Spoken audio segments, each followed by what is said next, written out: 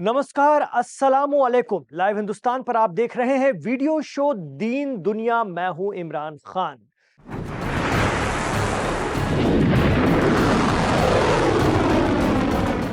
Middle east की हकीकत इस वक्त ये है कि अरब देशों के बीच सबसे ताकतवर, तकनीकी तौर पर एडवांस और आक्रामक दिखने का दावा करने वाले इसराइल की एक अरब देश ने ही कमर तोड़ रखी है। और अब हालात ये हैं कि वो उस मुल्क से अकेले लड़ने से घबराने लगा है। जी हां, 13 जून को ईरान पर अचानक अटैक करने वाला इसराइल अब एक अरब मुल्क से घबरा रहा है। बड़ी खबर यह है कि इसराइल ने यमन के अंसारुल्लाह से लड़ने के लिए अमेरिका और यूरोप की मदद मांगी है। मदद ही नहीं, अपने डर का इजहार भी खुलकर कर दिया है। पहली बार इसराइल ने अमेरिका से कहा है कि हूती से लड़ने के लिए वो अकेले जंग के मैदान में जाने वाला नहीं है। इसराइल का यमन के अंसारुल्लाह से ये खौफ उस वक्त जाहिर हुआ जब टाइम्स ऑफ इसराइल ने एक रिपोर्ट प्रकाशित की।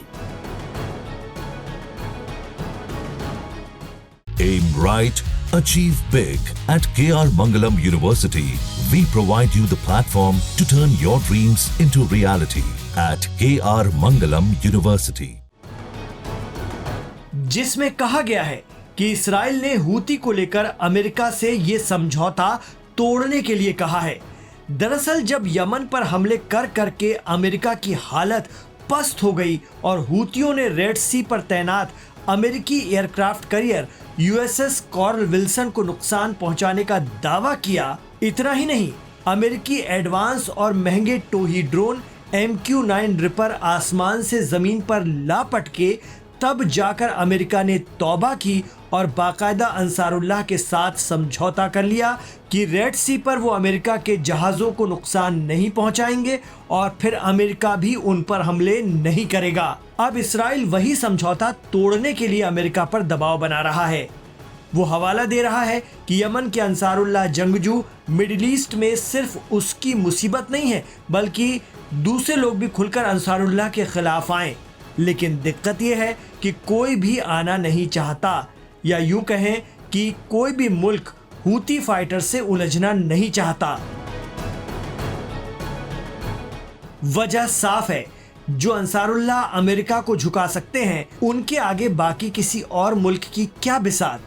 मीडिया रिपोर्ट बता रही है कि इसराइल ने हूती से लड़ने के लिए अमेरिका और यूरोपीय देशों से मदद मांगी है। इसराइल ने अमेरिका से साफ कहा है कि यमन के अंसारुल्लाह से लड़ने के लिए वो अकेले जंग के मैदान में जाने वाला नहीं है। टाइम्स ऑफ इसराइल लिखता है कि अगर अमेरिका यमन के अंसारुल्लाह के साथ सीज फायर जारी रखता है तो उन्हें इसका काफी नुकसान उठाना पड़ेगा। लेकिन खबर यह है कि अमेरिका ने इसराइल की इस अपील को ठुकरा दिया है। यूएस हूतियों पर हाथ डालना नहीं चाहता, क्योंकि इसराइल की हिमायत में ऐसा करके पिछली बार वो अपने हाथ जला चुका है, वो भी बुरी तरह से। एक MQ-9 रिपर ड्रोन $3 करोड़ का बैठता है। हूती कहते हैं कि हमने अमेरिका के 22 ड्रोन गिराए, जबकि गायब 67 हुए हैं, ऐसी रिपोर्ट है। अंदाजा लगाया जा सकता है कि अमेरिका को कितनी भारी चपत लगी होगी। इसराइल के चक्कर में यमन के अंसारुल्लाह से पंगा लेकर अमेरिका के 60 अरब रुपए के हथियार बर्बाद हो गए। यमन के अंसारुल्लाह ने पिछले 48 घंटे में 2 जहाजों को डुबो दिया है। इनमें एक जहाज कार्गो है।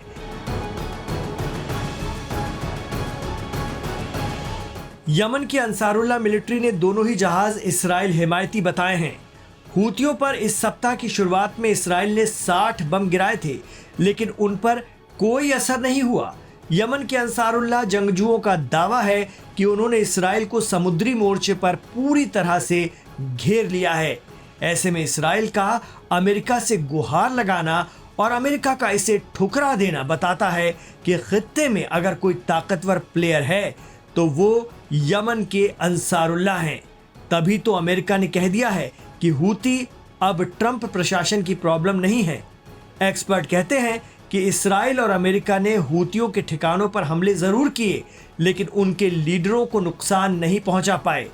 ईरान में भले ही इसराइल ने आईआरजीसी की टॉप लीडरशिप और फौजी क़यादत को 13 जून के हमले में एक साथ खत्म कर दिया था, लेकिन हूती लीडरान तक पहुंचना अमेरिका और इसराइल दोनों की खुफिया एजेंसियों के बस की बात नहीं है। यमन के हूतियों के पास मजबूत एयर डिफेंस सिस्टम है, उनके पास बैलिस्टिक मिसाइलों का जखीरा भी है।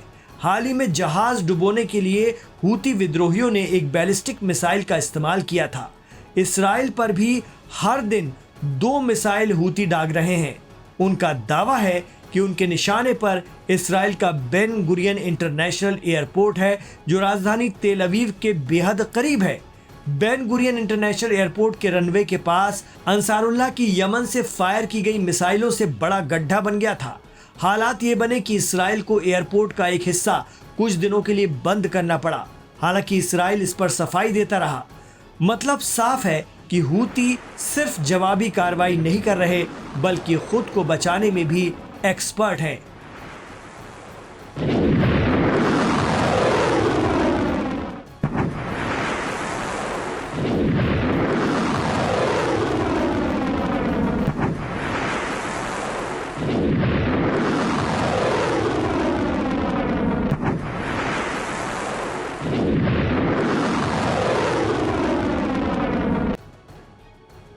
इतना ही नहीं, हर जुमे को आने वाले वीडियो बताते हैं कि यमन में अवाम अंसारुल्लाह का भरपूर साथ दे रही है। हूती लीडरान के समर्थन में लाखों लोगों का सना की सड़कों पर उमड़ना मिडिल ईस्ट में किसी और बादशाह, तानाशाह या प्रेसिडेंट को नसीब नहीं होता। मीडिया रिपोर्ट बताती है कि ईरान भी अंसारुल्लाह को अपने बड़े प्लान का हिस्सा बना सकता है, जिससे अमेरिका और इसराइल दोनों की नींद उड़ गई है, क्योंकि वो भी जानते हैं कि सबसे निपटा जा सकता है, पर यमन के हूतियों से निपटना टेढ़ी खीर है। उनकी बहादुरी और जीवटता बड़ी से बड़ी सुपर पावर पर भारी पड़ती है।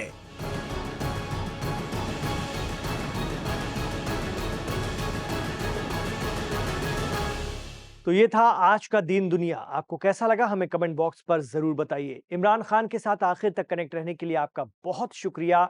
आपसे गुजारिश रहेगी कि हमारे चैनल लाइव हिंदुस्तान को सब्सक्राइब कीजिए और हमारे वीडियो को भी लाइक कीजिए और इसे ज्यादा से ज्यादा शेयर कीजिए। अपना ख्याल रखिए, अपनी दुआओं में हमें याद रखिए।